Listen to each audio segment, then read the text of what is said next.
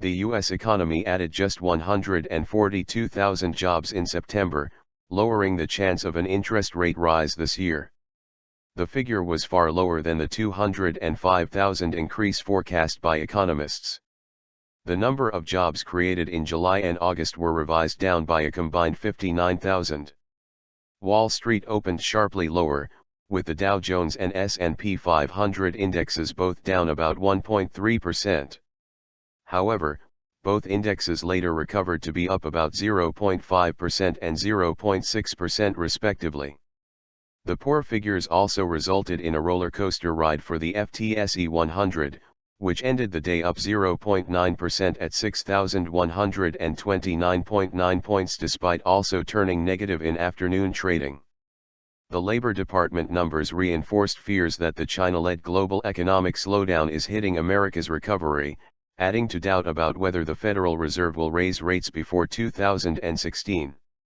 The number of new jobs for August was cut by 37,000 to 136,000, in sharp contrast to the upward revision expected by economists. The July total was also reduced, by 22,000 to 245,000.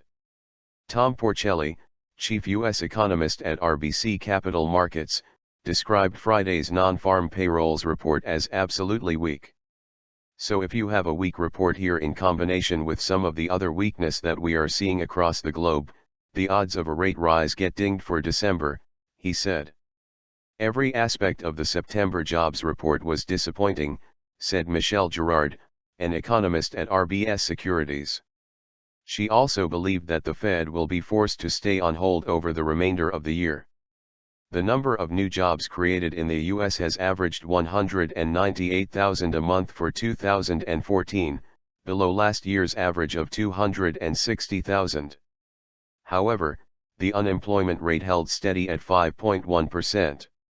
The jobless rate, which is derived from a separate survey of households, was unchanged only because 350,000 workers stopped looking for work last month and were no longer counted as part of the labor force. The proportion of Americans who either have a job or are looking for one fell to a 38-year low, partly reflecting retirements of older workers from the baby boomer generation. Wage woe. Average hourly wages fell by 1 cent to $25.09 during the month and were only 2.2% higher than the same month in 2014.